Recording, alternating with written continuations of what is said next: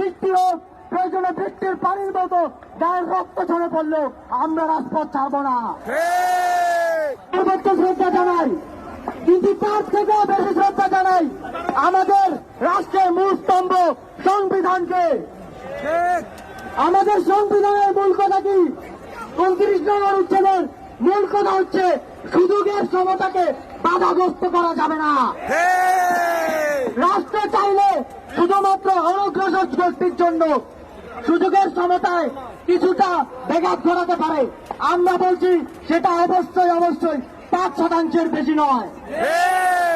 সংবিধানের কোথাও বলা নেই মুক্তিযোদ্ধার নাতি নাতনি চতুর্থ পঞ্চম প্রজন্মকে কোটা দিতে হবে তাদের। সংবিধানের কোথাও বলা নেই পোষ্য কোটার নামে কর্মকর্তার ছেলে কর্মকর্তা হবে আর কৃষকের ছেলে কৃষকই থেকে যাবে।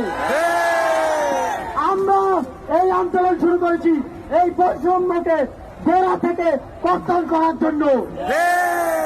আমরা ততদিন পর্যন্ত টেবিলে ফিরে যাব না যতদিন এই বৈষম্যমূলক প্রথার কবর রচিত হবে না।